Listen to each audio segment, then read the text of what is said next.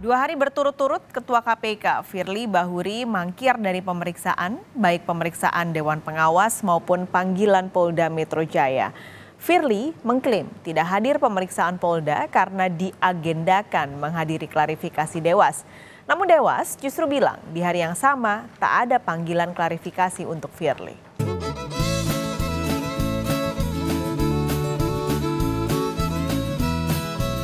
Yang pertama terkait dengan beberapa, kalau dibilang mangkir nggak pernah mangkir sih. Kenapa saya katakan tidak mangkir? Karena ketidakhadiran kita beri surat. Kita beri surat, Kepala Biro Hukum, pendamping KPK, Korsub datang ke Polda Metro. Ini tidak pernah itu mangkir. Dikarenakan pada hari yang sama, waktu yang sama, saksi FB selaku Ketua KPK RI memenuhi undangan klarifikasi kedua dari Dewas KPK RI. Sudah berkomunikasi dengan Polda Metro, jadi alasan yang dilontarkan Firly Bahuri ketika ditanya wartawan soal ketidakhadirannya saat dipanggil Polda Metro Jaya. Kemarin, Firly dijadwalkan untuk diperiksa di Polda Metro Jaya dalam kasus dugaan pemerasan terhadap mantan Menteri Pertanian Syahrul Yassin Limpo. Namun Firly tidak hadir. Ia justru muncul dalam konferensi pers penetapan tersangka penjabat Bupati Sorong Yan Pitmoso di gedung KPK. Firly menjelaskan alasan dirinya tak bisa hadir dalam pemeriksaan di Polda Metro karena harus menghadiri pemeriksaan Dewas KPK di tanggal 14 November. Kita sudah komunikasikan, tadi sudah saya sampaikan. Kita sudah komunikasikan bahwa saya akan datang tapi bukan hari ini. Karena sebenarnya hari ini jadwal saya adalah menghadiri undangan Dewas. Tetapi Dewas sudah ngirim surat tadi bahwa hari ini beliau seluruh Dewas tidak ada. Ya kalau Anda mau ikut ke Dewas, saya mau ke sana ini setelah ini. Pastikan ada nggak? Benar-benar. Tapi surat yang sudah kita terima di Dewas diagendakan berikutnya. Sedangkan untuk pemenuhan kehadiran saya di Polda Metro itu pun sudah kami komunikasikan oleh karena hukum. Nanti Anda ikuti dan waktu dekat ini kita akan hadir. Oke, memenuhi pemanggilan daripada Polda Metro Jaya.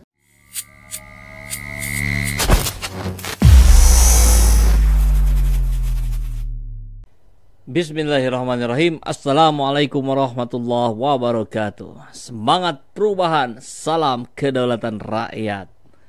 Sahabat ECET, sekarang masuk babak baru lagi nih ketika kemarin sudah diberitakan bahwa SYL, Syahrul Yassin Limpo sudah kembali, sudah bertemu dengan KPK, sudah datang, bahkan sudah ke kepolisian. Ya, ada apa lagi ke kepolisian?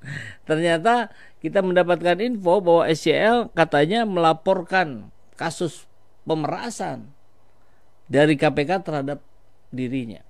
Apakah benar? Itu yang akan kita simak. Tapi yang pasti ini menjadi babak baru dari upaya penjegalan Anies Baswedan. Ujungnya ke sana.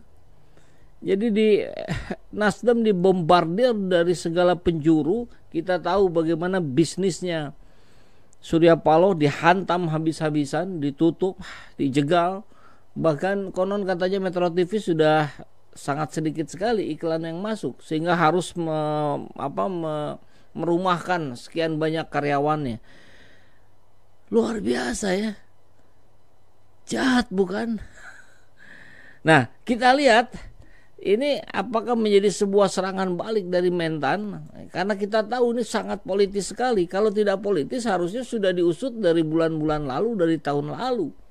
Karena kan kasusnya sudah lama. Tapi ini seperti yang digantung gitu.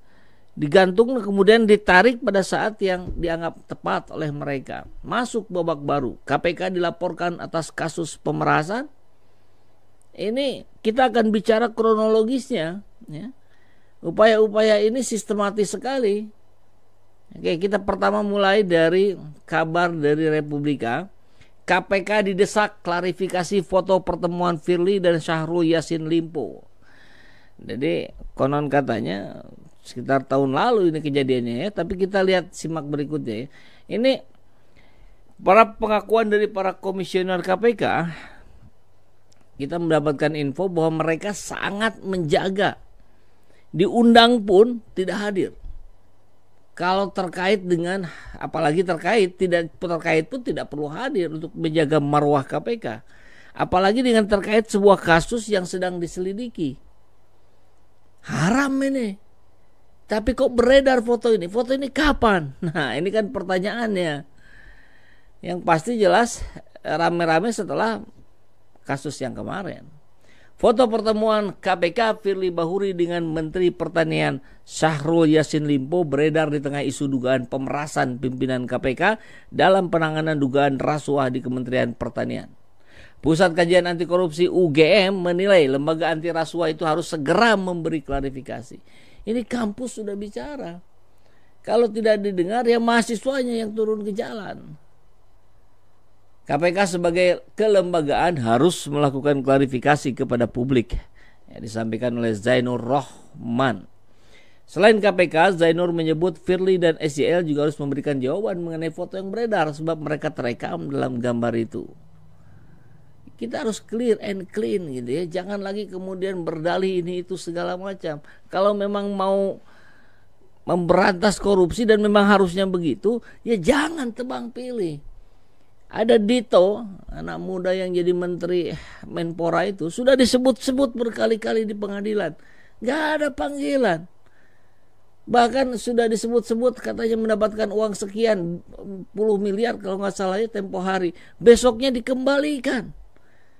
Dan itu adem-adem saja. Kok bisa segitunya? Ini bukan uang 100 sejuta, 10 juta ini. Miliaran. Kok kayak dagelan begini cara pengelolaannya, luar biasa kan? Zainur mengatakan ada beberapa hal penting yang harus diklarifikasi kepada publik mulai dari waktu hingga tujuan pertemuan itu dilakukan. Pertama, kapan foto itu diambil dan kapan adanya pertemuan tersebut. Kedua, dalam rangka apa pertemuan itu dilakukan. Dan yang ketiga, apa materi yang dibahas. Dan yang keempat, apa kesepakatan yang dicapai. Ya, tapi nggak mungkin lah ini dijawab ya. Kita tahu lah selama ini juga berkali-kali persoalan ini hanya dibantah saja tanpa penjelasan yang detail. Dalam foto yang beredar di kalangan wartawan, tampak Firly mengenakan pakaian olahraga berupa kaos, celana pendek, dan sepatu olahraga, sedangkan mentan SJL yang membelakangi kamera terlihat menggunakan kemeja berwarna coklat dengan corak putih dan celana jeans biru tua. Fotonya ada di thumbnail ya, tadi kita sudah tampilkan. Masih berdasarkan foto tersebut, keduanya diduga bertemu di salah satu gelanggang olahraga GOR bulu tangkis.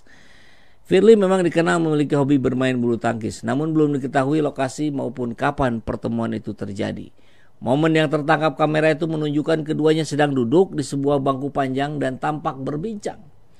Ya, kayaknya yang ngambil fotonya juga nyuri-nyuri. SJL tampak memperhatikan Firly yang sedang menyampaikan sesuatu. Sehari, nah ini nih.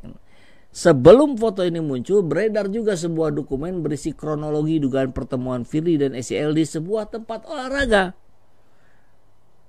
Desember 2022, jadi kurang dari setahun. Ini prosesnya panjang, gitu. Makanya kenapa menjadi politis, kenapa nggak dari kemarin-kemarin? Ini upaya jelas penjagalan atau minimal untuk mendowngrade elektabilitas Anies yang terus meningkat, ya, bukan elektabilitas versi lembaga survei yang bisa dipesan ya, bukan, fakta saja realita di lapangan seperti apa mudah kita lihat. Nah, ini disebutkan dalam rangka pemberian uang 1 miliar dolar Singapura. Itu saya iseng-iseng Google itu 1 miliar dolar Singapura sama dengan berapa rupiah. Panjang banget angkanya, saya nggak sukar juga ngitungnya. Apa 11 triliun apa nggak kegedean itu? Atau mungkin sebenarnya bukan 1 miliar dolar Singapura, 1 juta mungkin. Kalau 1 juta kan berarti 11 miliar. Namun belum ada konfirmasi mengenai asal-usul dokumen tersebut. Pihak KPK memberikan tanggapan mengenai foto yang beredar. Pasti dibantah dong. Meski demikian, Firly telah membantah isu mengenai dugaan pemerasan oleh pimpinan KPK dalam penanganan kasus korupsi di Kementan. Ya masa nggak mengiyakan langsung, kan bahaya, pasti dibantah. Firly memastikan tudingan itu tak pernah dilakukan oleh dia maupun koleganya. Hal tersebut tidak benar dan tidak pernah dilakukan oleh pimpinan KPK, kata Firly. Tapi tidak akan ada asap kalau tidak ada api. Kan begitu. Nah, yang menarik adalah setelah cerita ini, kemudian SYL ke kepolisian. Dugaannya melaporkan pimpinan KPK yang memeras itu. Konteksnya diperas. Kan begini saja sahabatku semua, logikanya ya, ketika KPK menggeledah rumah SYL yang SYL-nya sedang di Eropa, sedang mempresentasikan kehebatan Indonesia atas nama Jokowi, clear itu ya, mendapatkan apresiasi dari dunia, karena di bawah SYL Kementan berhasil meningkatkan prestasinya, kinerjanya. Kemudian tiba-tiba rumahnya digeledah. Didapetin uang berapa katanya? 30 miliar kalau tidak salah. Dan 12 pucuk senjata api.